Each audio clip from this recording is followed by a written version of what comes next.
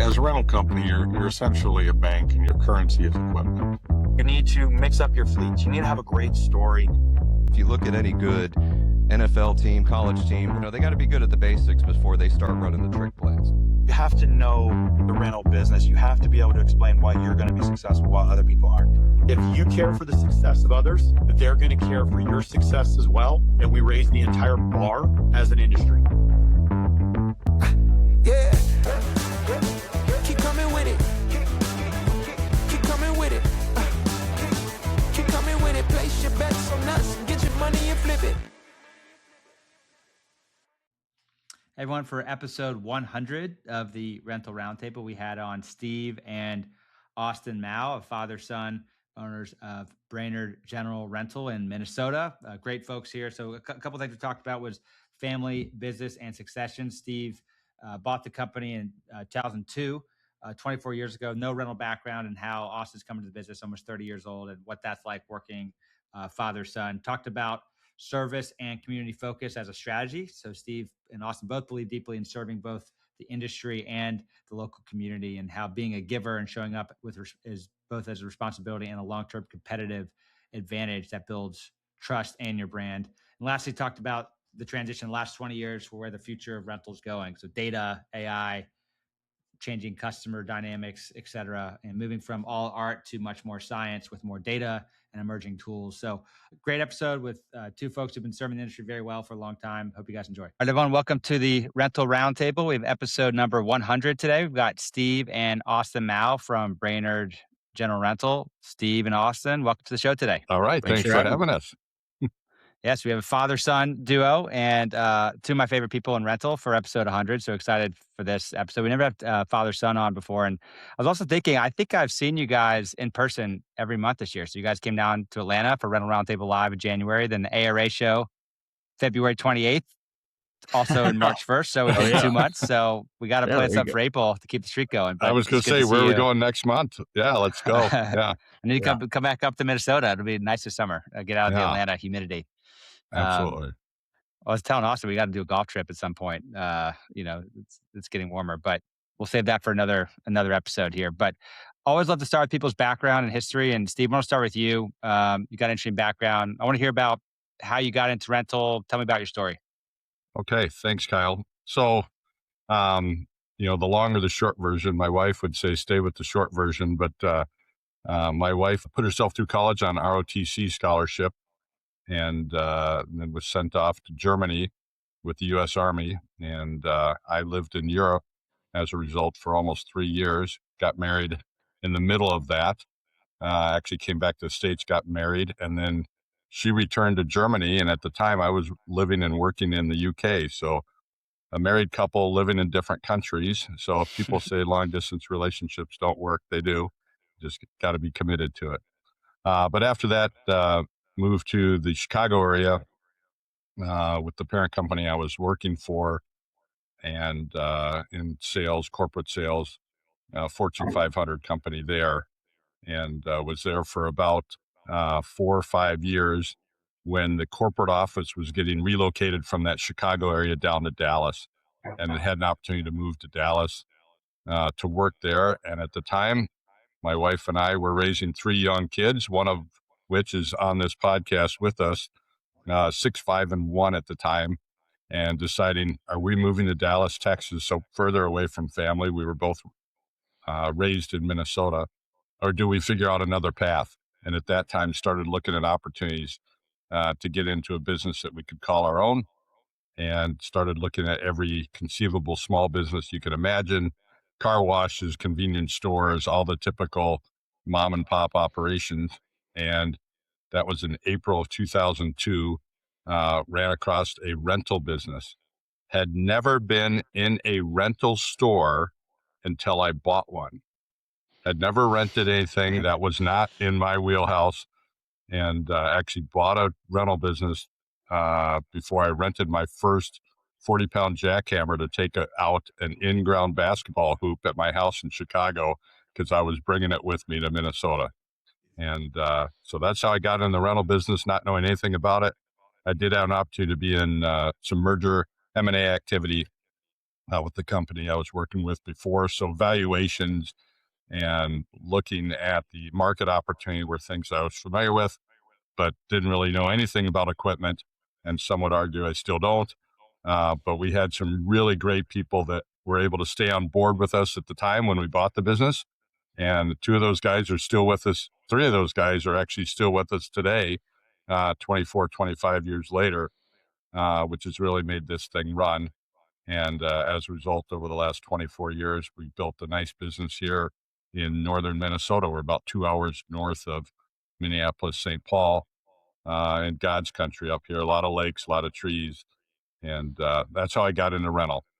And it was simply to provide an opportunity for our family, an opportunity for our staff, and something we could, a place where we could raise our kids. And here it is. Let's see, Austin's 30 next month. So yeah, 24 years later, still doing it. So what didn't get you into rental was you loved the equipment or the machines and your dollar utilization. It was the big rocks of your family. You wanted to own a small business. You wanted to provide for people.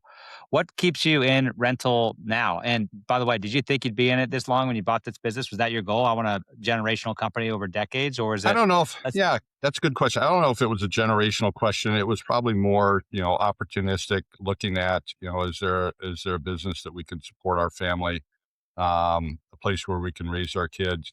And what keeps me in rental is, um, I really like the connection that rental creates with our community. I love being connected to our industry. And so those things are kind of chargers for me. I'm kind of one of those people that if I go to a party, that kind of fills my cup, where there's a lot of people and a lot of opportunity to connect with people. Other people might find that draining. So that's the part about rental that I really enjoy, is the variety just keeps it coming, right? Every day is a little bit different. Every year is a little bit different. Um, but the opportunity to connect with people, both people we work with, people we work for, the community that we serve, those are things that get me excited. So, uh, with Austin developing and doing a nice job being part of our leadership team, it allows me to focus on those things that really bring me joy, and I have a lot of fun doing it. well, you guys are definitely in God's country. You were on my tour, my Minnesota tour last January. Beautiful area, beautiful store.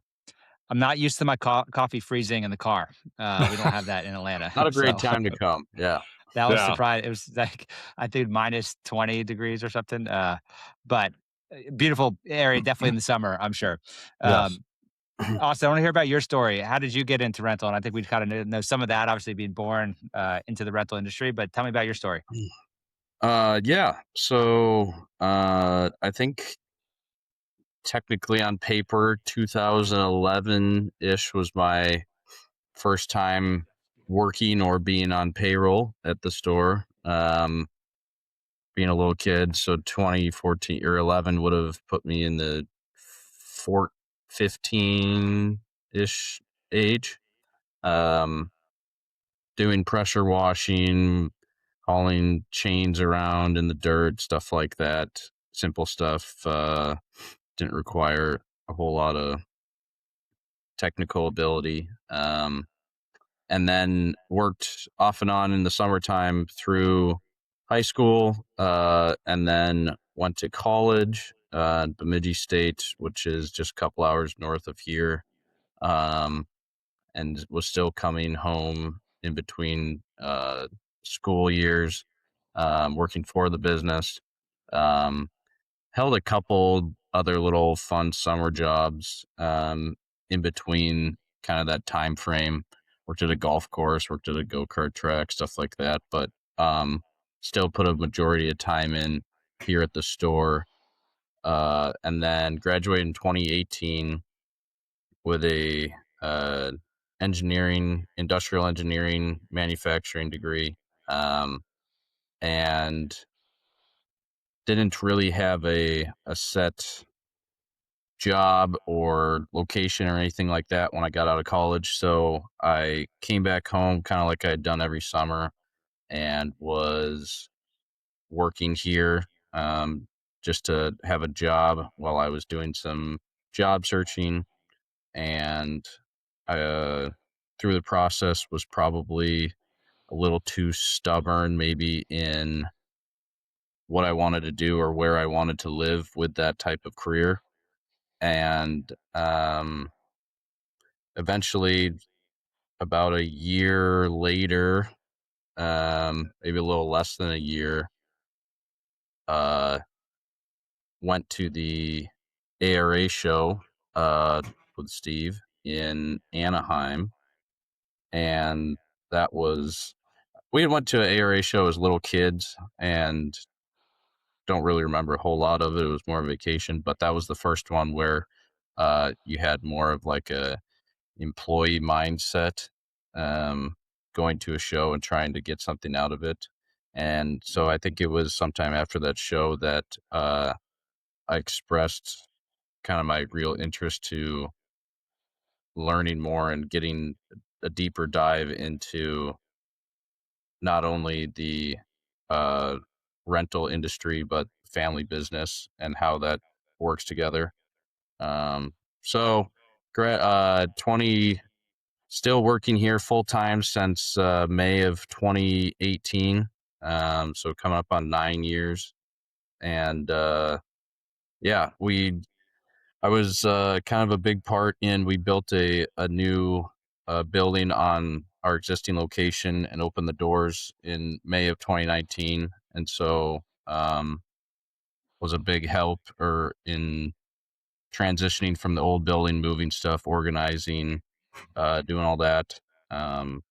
Worked in the service role and yard role for about the first 7 years full time.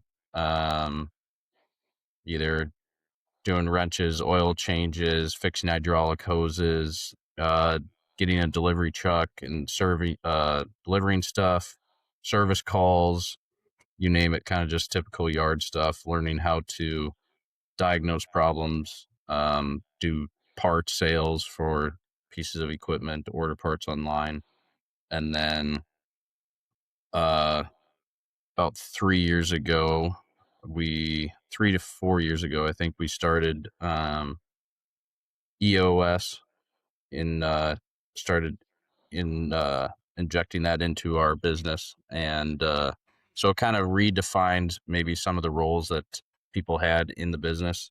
And we had a long time, not a long time, but a 6-year sales manager that ended up retiring a couple of years ago or a year and a half ago, and kind of have now filled his shoes with sales and marketing side of the business. And it's been really fun, kind of like doing something different every couple of years and learning a new aspect of the business. And so I've been able to get my feet wet with kind of the behind the scenes stuff with financials and payroll and cash flow and all that sort of stuff. So It sounds like that ARA show in Anaheim was a pivotal time where you sort of saw the light a little bit. When you studied engineering in college, at that time, were you thinking you were going to come into the family business? Was this always something you felt like you were born to do, or something that came later on in life? no, it really wasn't. I went to college. Still have a huge passion for fishing, hunting, outdoors industry. Played a lot of sports growing up. I kind of envisioned. I was on the college fishing team. Traveled around the country competing in bass fishing tournaments. So I'd kind of envisioned that maybe the manufacturing degree would possibly get me into kind of the background or the backside of the outdoor industry and maybe developing stuff like that. Uh, so I wouldn't say no, I didn't. It wasn't until really that show and hearing the other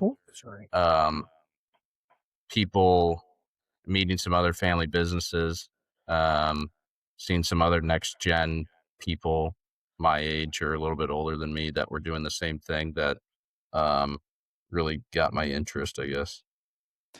When you said you played sports in high school, I thought you were gonna say you were aspiring to be a professional athlete and those dreams tapered. Yeah. I also I wanted to be a running back for the Washington Redskins, and I realized I'm a little skinny kid and that I, was not my path.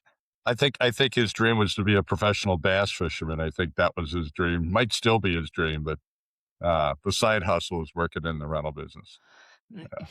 Yeah. Steve, I want to ask you about the family dynamics of working in a family business. We've had a lot of people on who it's their first generation, second generation, third generation. They have taken the business over from their grandfather or their father, or they still work together with the family members.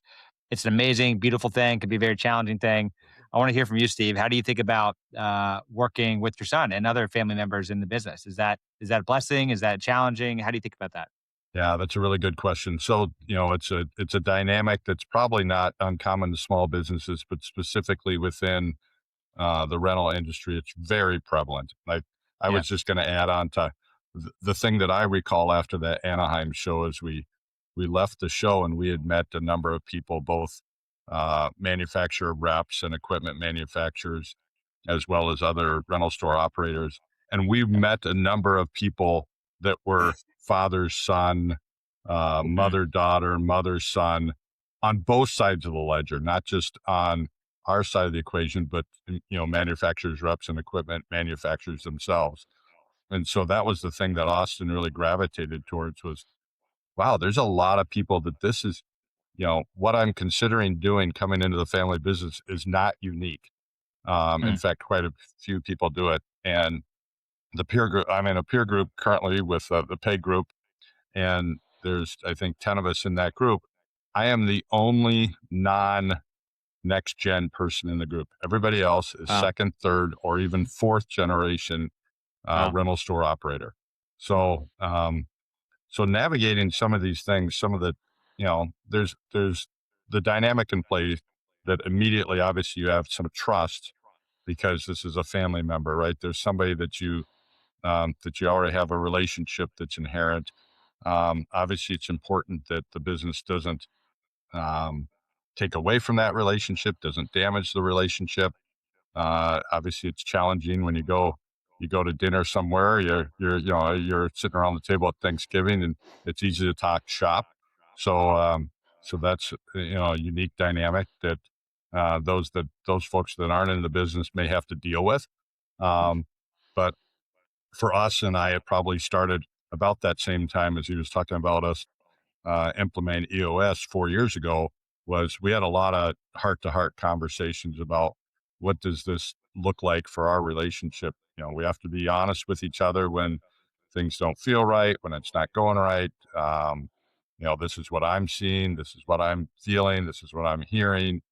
um, the challenges that I've heard from other folks who are in our industry where that multi-generational situation applies is most of the issues that do crop up are all around communication, right? There's an mm, expectation that's not met, and either from the parent or the child.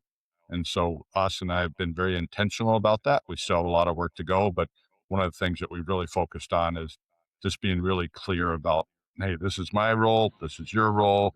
How can I help you? What help do you need from me? When we get stuck, we kind of make sure we try and talk things out. So there's not this expectation that you really were supposed to do this and you didn't do that, and now I'm disappointed, and now it interferes with the family dynamic. Because um, what's been paramount for me from the outset is I didn't acquire a business and attempt to build a business with the intent that somehow I was creating some legacy for my children that they would step into mm, this business and run it at some point. That was never my intention. I was only going to have somebody involved in the business if they expressed interest in doing it, and Austin did. I've, Maureen and I, my wife and I have two other children. Uh, both really like the business that we do, but have no interest in being in the business. Are happy for their brother that he's doing it, and so those are a lot of things you do have to navigate, making sure that you've got clear expectations, Make sure it doesn't bleed into the rest of the relationships in your family. Make sure that you're respectful, that when you are having conversations that are outside of these four walls, that, that they're not interfering with the family dynamic, and those that aren't in the business feel like they're, put on a shelf somewhere. But communication clearly is Yeah. you just got to be able to talk it out and try and get clear around expectations. Yeah, that's crazy that 9 of the 10 people in your peer group are second. And Steve, you're like, you're the oddball in the sense you're not really the oddball because you're already. I'm the old guy who's first gen. Yeah, exactly. So Well, I think, I think about why is rental feel like there's a higher percentage of multi-generational, and there's a lot of theories. My theory is that to have a multi-generational or family business like you guys have, you have to be able to be the same person throughout your life, same person in work as you are in your family and your community. And the people, for whatever reason, who do really well in rental, they're authentic, they're grounded, and they're able to be that same person. And I think if you're not that, you don't last very long in rental. And yeah. it's an industry that just grabs people I like to be around. So, Austin, I want to hear your perspective. What's it like working in the family business? How do you think about things? Um, yeah, I think it comes with its joys and challenges every day, every week. Over the last kind of 2 to 3 year journey that we've gone through, reanalyzing people's positions, what they're accountable for, um, what Steve's role still is. He was past ARA president. It required him to not be physically present in the building a lot during that 3 year stretch. Um, and so we kind of had to learn how to do things ourselves. And um, it was kind of like forgiveness, not permission, and learn by learn by mistakes, if you will. And Yep. a lot of them, um, the people that are on our leadership team that I'm with are two of them are a couple of those people that Steve mentioned have been here for 20 plus years. So there's a lot of trust and intelligence in the room already. So we're able to make some pretty um, good decisions that are either gut based or factual based, and they're not a lot of them. Rarely does one really have a negative impact on the business. And if there's something that we're super hung up on, then we can almost go to Steve with that. So, um, that being said, me personally, I'd be lying if I said there wasn't butting head moments or things where I'd rather be left alone or let me do my job or whatever that looks like. But it's also super nice to be able to go to someone that you can trust and just have a heart to heart conversation whenever you want, even if it's at the Thanksgiving table, and talk about business related issues or personal issues that may be interfering with um, work you're trying to get done. Um, so it's been really nice that way, and it's a lot easier to learn with someone like him that you can just kind of get little bits of knowledge here and there every day to help build your confidence in learning to manage and run a business yourself. I like the forgiveness, not permission attitude to take risks, right? Don't bet the whole company, the building's Right. burned down when I come back, but small risks, right? I was talking to Josh Nickel. I think he has a policy. I forgot what it was, but it's something like you could take risks up to like $1,000 and you're greenlit no matter what it is. And, obviously if you're bigger than that, you got to get permission, but he's sort of built this culture where you can move fast and take risks on things. Overall, if you take that mindset, you can outperform, right? So people aren't just playing scared, playing more to win. So I like that strategy.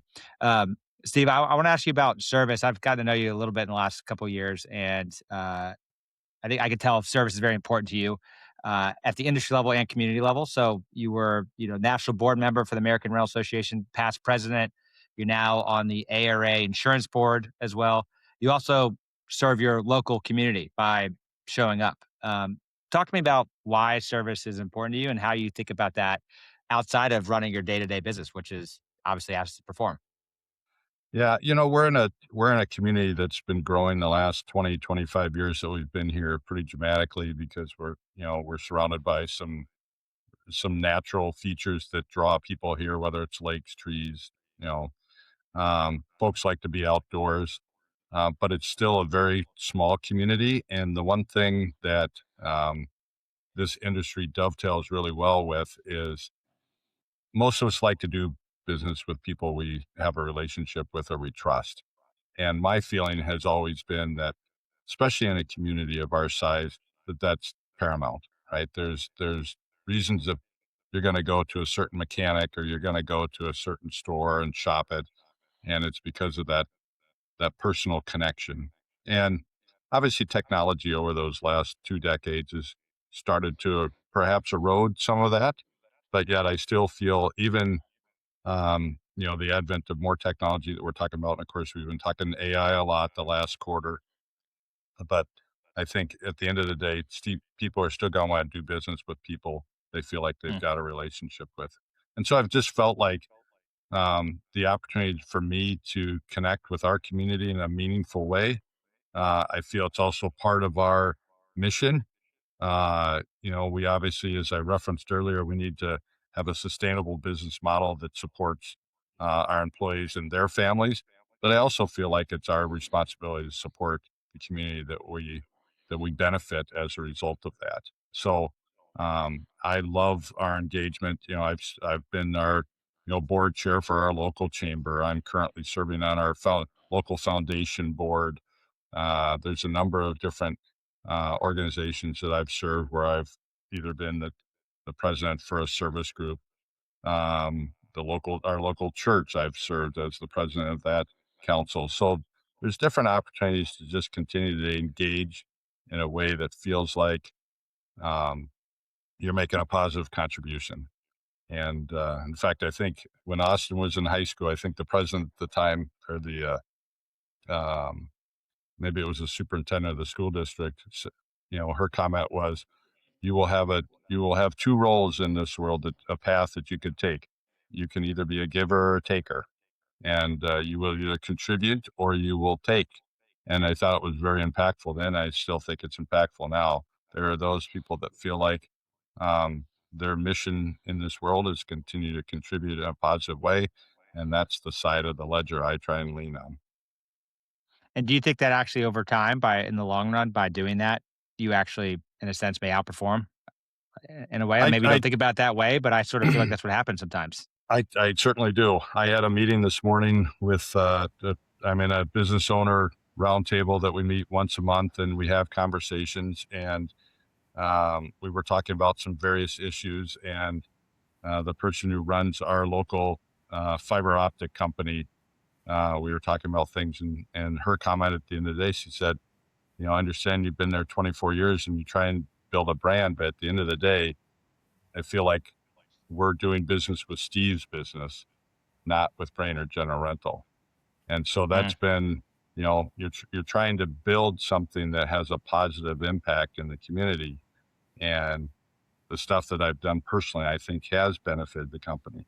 Now, at the end of the day, I'm not going to be here forever, and folks like Austin are going to take the reins, and it's going to be their responsibility as to representing this business in this community. So I think it's important to do that. I don't know if everybody shares that perspective. It's just one that I have. Uh, at the end of the day, I feel good about making a positive impact. Yeah, the thing I've been thinking about is how do you build a company that you're proud of? And Simon Sinek has a book, Leaders Eat Last, about this topic. And one of the ways you do it is you do the right thing for all of your stakeholders. So that's and if you have investors, right, Yeah. it's your employees, it's your customers, it's your suppliers, it's your community, it's your industry. There's 6 different variables. And there's no shortcuts to that. One of my favorite companies said that I think who does this in a great way is Costco. I love Costco, and they like that. I feel like they do it the right way across everyone. They pay their suppliers on time every time. They pay their employees higher than anybody else. Right? They have great offering. They have great service. I think Chick-fil-A is another one. It does it great, and I think the way what you're describing is you're doing the right thing for not just the ownership group, right, or just your customer, or just your. It's actually everybody, including your community and the industry. You kind of skipped over this, but you're obviously been very involved with the ARA and the work you've done there. And I think compounding that over time, those companies are unbeatable, right? You've been doing this what 24 years, and Right. I don't think you got there by taking shortcuts. I would agree. Austin, I want to ask you. Steve mentioned his connection to the ARA, and I want to ask you as a young professional. You've been involved with the young professional group at the ARA. How do younger people getting into the industry, how do they learn about this? Who didn't grow up with a wrench in their hand necessarily, but someone like Steve from 2002 getting into it, even me 5 years ago, didn't know anything about rental. How do younger people getting into rental learn about the industry? What advice would you have for them? Um, we actually were having a conversation about this past weekend, and trying to uh, hire and retain some younger talent from within our community, and making people aware of like who we are and what we do. And I think it starts with getting in front of the students either at the schools or trade shows, or we had a home show this weekend, uh, kind of an expo, like a mini ARA show for local companies, builders, um, banks, you name it, where people are able to go there and walk around and learn about businesses and stuff like that. And so we were able to make some connections with some younger people, um, and kind of tell them what we do. And it's kids that happen to have a passion in mechanics and working with hands and stuff like that. And so then it starts with kind of getting them in front of our business here in person and showing them all the something unique and different. Um, and that's pretty much what this business is every single day. It's a different challenge, different question.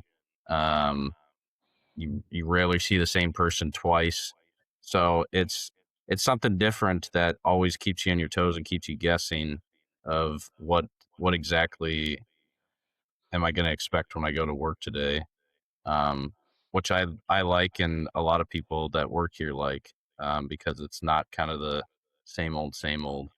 Um, so in terms of like young professionals, obviously I'm in the business because I got exposure as a kid of the family. Um, but I think it's just trying to get in front of kids early and show them. I think social media is a huge player today. You know, a lot of kids are on the TikTok, Instagram, Facebook. Um, you may not be targeting the the customers you want to do business with through social media, perhaps, but you are going to get the attention of your community and younger generation and kids, and show them it's a cool place to work. There's a lot of diversity, um, and it's really fun. You work outside. I have a great time. I got nothing to complain about. So, um, yeah, I do think obviously there's a big topic about the younger generations coming into rental. How do you reach them from a labor perspective? How do you reach them as new renters? There's a lot of talk about that. Steve, I want to ask you how the rental industry's changed the last 10 or 20 years, and then also where you think it's going in the Yeah. future. We had a lot of conversation when I was on the national board, and that was just, a couple of years ago that I rolled off. But the conversation and the Born for This campaign that the American Rental Association put out was looking at, what are some things that you've done, as a kid growing up, whether it's playing with toys in a sandbox, or you're building a tent and, a fort in your backyard, or maybe it's in your, living room. There's a lot of things that translate to what we can do as adults.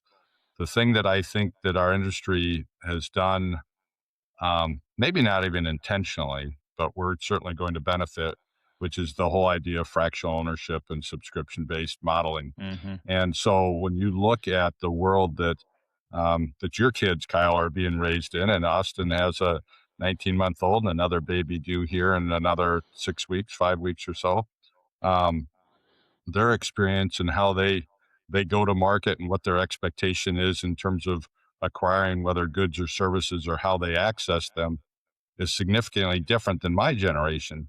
We acquired everything, we owned everything, we had, we built a big giant pole barn to store everything.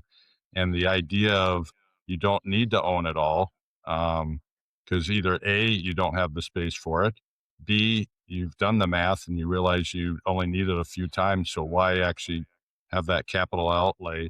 Or maybe you don't have the wherewithal in terms of time, money, or effort or knowledge to actually repair whatever it is. So you're getting it when you need it, and then you're moving on. And this, my opinion, the generation that we're dealing with now that's in the marketplace, that 20 to 30-year-old group is saying, you know what, I'll grab it when I need it, and then I'll send it back, and somebody else can store it, somebody else can fix it, and I'll pay for it when I need it. Subscription-based modeling, whether we get to that in the rental industry at some point, whether it's the Spotify account and you've got an account, a monthly subscription with Brainerd General Rental that allows you some kind of rental perk. We're not there yet, but that may be something as we move forward. So my biggest experience thus far has been the idea of fractional ownership is now an expectation of our consumers. The other part of that, of course, is the work that Quipli has done, and the work that with that sister company with Quinn now, just the amount of data that we all get, and the biggest thing that I've experienced when I first started out, the idea was simply you just worked as hard as you could for as long as you could in a given day, and you tried to be as productive as you could. You weren't very efficient, but you didn't certainly not for a lack of effort. Where today we're a lot more efficient. The information that we have at our fingertips is a lot more readily available. The biggest challenge, I think, for most operators, whether you're a single store operator or you're a mid major, is what do we do with the data, right? Which data do we use? How do we use it? How do we leverage it? How do we access it? So obviously, there's a flood of activity as folks are looking to take what already is at our fingertips. We already have this customer base. We already know what they're renting, when they're renting it, how they're renting it. There's projects that are out there that are, shovels are going into the dirt. How do we know when that happens? How do we make sure our product is front and center? That's the biggest opportunity, the biggest challenge where we're all at. Like, how quickly can we access the information, and how quickly can we make an accurate and an effective decision to move our business forward? That has moved light years faster than it ever did when I first got going.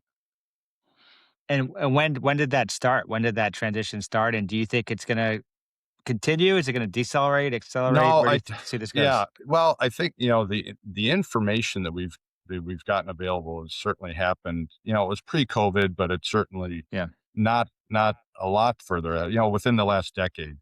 But um, I think most operators trying to figure out, like, what metric am I looking for? Um, what is my scorecard? What is my benchmark? How am I going to make a decision? And the reality is we have so much information right now. I think a lot of folks sometimes get stagnant because they can't make a decision because the information is overwhelming. When I first started, this business was far more art than it is science, and today it's far more Mhm. science than it is art. But there's a little bit of room for both of those. Where, to Austin's point earlier, there's a little bit of intuition, a little bit of gut feel, a little bit getting out in your community, talking to folks face to face, gathering data the old fashioned way. But then there's good hard data that you can pull, that's readily accessible, that we can pull and download. And if we can have legible intelligent data that we feel like we can trust and that's actionable, that's where we're at. Well, we had if you know Gary Stansbury, he was on our episode Yeah. yesterday. It'll be released in a little bit, and he talked about back maybe when you started 2002, it was like a drought. There was no data, there was no information. It was all gut feel, and Mhm. now it's actually we're in Niagara Falls, and you're just like standing, getting pounded by the data, and you're like, I don't even know. I just want to take a shower. Yeah, Now I'm getting crushed. And I think that's sort of what's been happening in the last few years. And I think the future of where we need to go to is what do I need to know right now? The one thing, right? yeah, And yeah, synthesizing all of the noise. And because I think the drought is bad, also the flood is bad. But is there somewhere in the middle where the right thing at the right moment in time? And that is, I think, where the future goes. And he had an interesting view. He thinks the independents are going to struggle. To be honest, the yeah, independents who don't adapt to new technology and to data and to new way of thinking, they're going to struggle as the nationals get stronger and the market gets more competitive. And I sort of agree. I think you do have to move, and I think things are accelerating. And I'm happy to hear the companies who are using data in a good way, but I think the future is it's got to be more synthesized. There's a lot of noise, right? I think we're under Niagara Falls a little bit. I don't know, Steve, what you think about that.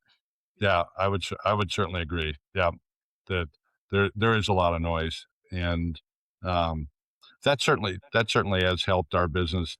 We've recognized that Austin coming on board, providing a fresh perspective in the last 10 years. Um, we've certainly done a lot of work with. We referenced the work that I had an opportunity to serve on the ARA national board. And for somebody like us, people always ask the question, well, why should I get involved with ARA? I don't have enough time as it is. Why would I volunteer? Blah, blah, blah. And I tell folks, I'm 2 hours north of Minneapolis, St. Paul. We're in an area that's roughly 20,000 people that swells in the summer to 60, right? And if I simply operated from the perspective of all that I touched, see, and hear within a 20-mile radius around my store, and that's the only data I had, the world would pass me by in our Mm, industry, in my opinion. mm. So the opportunity to go and be engaged in, whether it was the shared interest group committee or the national board or other things, and why am I doing the ARA insurance board now? It allows me to get outside of the little bubble that I'm in here in central Minnesota.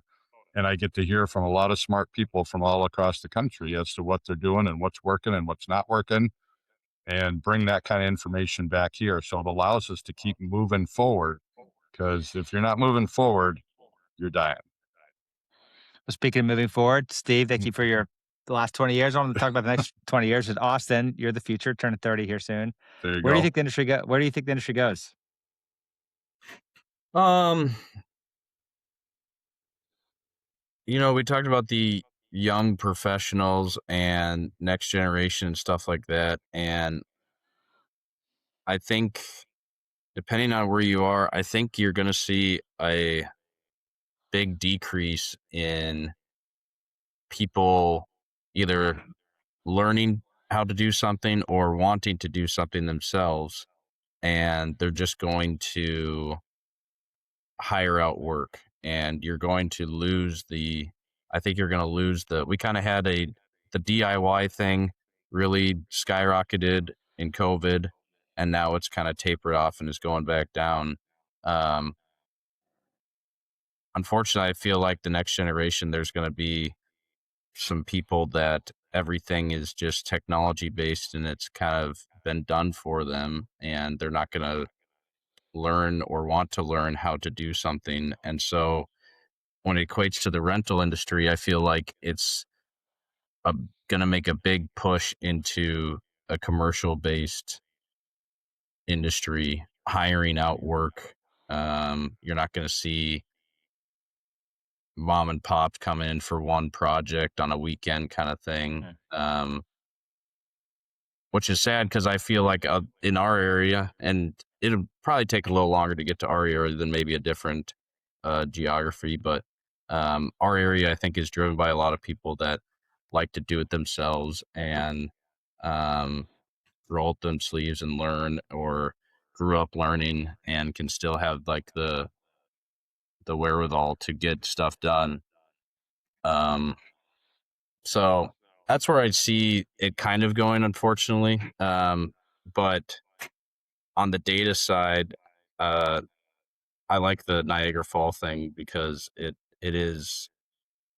feels like that right now. Like I'm not even 30 yet, and I don't even use AI because I don't really know which one to use or which platform to answer my questions or help leverage my business or even my personal life or questions. So there's a lot of data right now, and it's filtering out and finding out what kind of effectively is the best stuff to use for business, personal, travel, whatever it is. It's kind of a tough part right now. I think it's just another tool in a toolbox that maybe it'll kind of taper off here. I think there's a lot of excitement around it. I think it is a major game changing technology that will kind of shape the future, but I think you're going to see it kind of get narrowed down here to maybe like a few leading edge things instead of a lot of people trying to play in the market, if that makes sense. Yeah, well, they're saying what 90% of these AI projects are failing because they're not scoped well, and it's just like we rolled out AI and everyone feels good about it. But I think if it's scoped properly, like we've seen it in our business, but I do think in other industries we're seeing it as well. That scoped properly, there can be impact, but that's the key. It's got to be scoped properly. It's got to be trained. It's got to be coached. You can't just say AI is done. It's Yeah. like you got to think of it as a person, and it's a lot of if you hire a new employee, you don't onboard them the first day. It takes some time. Um, Steve, I want to ask you about if Austin's right, the homeowner growth may be slowing. Does that mean contractors pick up? When you think about the future of the industry, do you see growth happening over the next 5 or 10 years? And what's the role of the independents? Is there a role for independents to continue to thrive? Yeah, that's a great question. I mean, for those folks that have been through, significant consolidation over the last couple of decades, there's been obviously a lot of major acquisitions that have taken place where folks have sold out a 5-store operation and waited through the non-compete. And once that expired, opened up another independent, and because they felt like there's always that opportunity. So that's always been the mindset, certainly the last 20 years, is that there's a role to play for an independent because people do like doing business with somebody that maybe they can shake, eye to eye, shake a hand, get something done. We had a panel here a couple of years ago at the ARA, and we brought in some contractors from the outside, right? They were the end users, they were our customers, and some of them were smaller builders, some of them were smaller subcontractors, and then there were some larger ones. Well, the larger ones were, hey, we like, United or Sunbelt because we have an opportunity to go into these different markets and we've already got a pre-existing negotiated deal. And that allows me to leverage one deal from one state to the next. The mid to smaller size folks like the idea of having that personal relationship where they knew the key players in the store that they dealt with.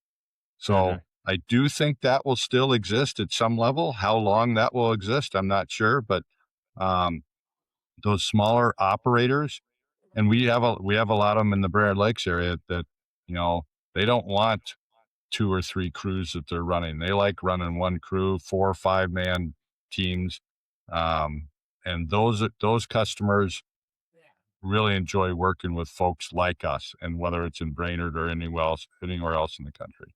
So if there's still a market for small to medium sized contractors and subcontractors, there's still a market for independent rental operators. That's my opinion. Yeah, and I think there will be. That's my Yeah. view, but I'm Yeah. also tied to that happening as well. So Yeah. incentivized. I know we're out of time here, guys. I appreciate you guys coming on. Final question I like to ask everyone. Maybe I'll ask Austin first. Best career advice you've gotten that's helped shape your success and what you're doing today? Um, Boy, that's a tough one. I don't. It's Got to think about all the advice your dad's given you, and you're like, I don't know if any of this really fits into the. yeah. We asked the same question at our annual meeting at the beginning of the year for our leadership team.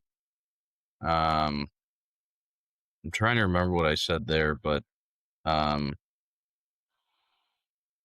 from experience anyway, I think the best piece of advice that I've gotten or that I could give is to just be present and apply yourself and learn something different about either your business or the way you do things at home. I think there's always an opportunity to learn how to do something different and not get like stuck in your ways. And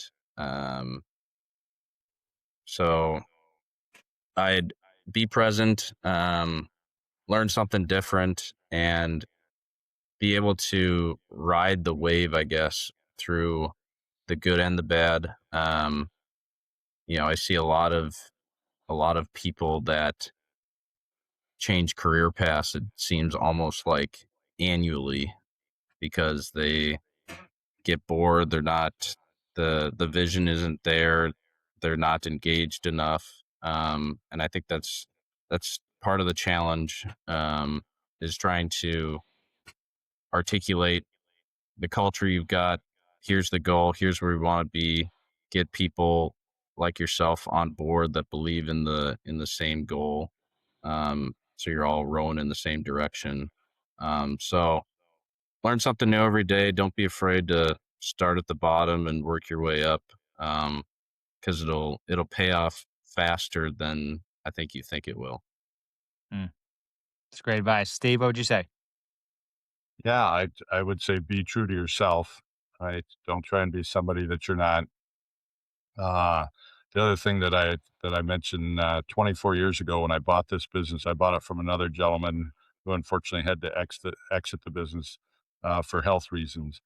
And he told me two things when I bought the business. Number one was never get into the party business. And he was I on like the that one. he was on the Yes. party side. So my party friends are going to appreciate this Yeah. for all kinds of reasons. He said, don't get in the party business. And number two, um, as a small business, you have to pay yourself along the way. Don't expect the big, carrot at the end of the day, the big pot of gold. Just like your own home, it'll never be worth what you think it's worth. It's only worth what somebody's willing to pay you for. And so he said, you just got to make sure you take care of yourself along the way. You can't expect some big payout at the end. So, yeah, those were two that he passed on to me 24 years ago, and they still stick today. And yeah, don't stay in the party business. We used to dabble in that, and I would agree. Equipment rental is a better place to be. Yeah, I'm proud of the people who could do both. I don't know how they do it. yeah, You probably know some of those folks, but best advice I've gotten this year was from you, Steve, at the ARA show. You said we were talking about something, and you said the high road is the best road, and it was about something we were talking about. So I think that's a good piece of advice I wanted to share with you, back to you, yeah. and for our audience here. So anyways, Steve and Austin, it's been great having you on here for episode 100. Thank you guys for coming on and for being great guests today. Certainly enjoyed it. Kyle, thank you so much. Thanks, Kyle. A lot of fun.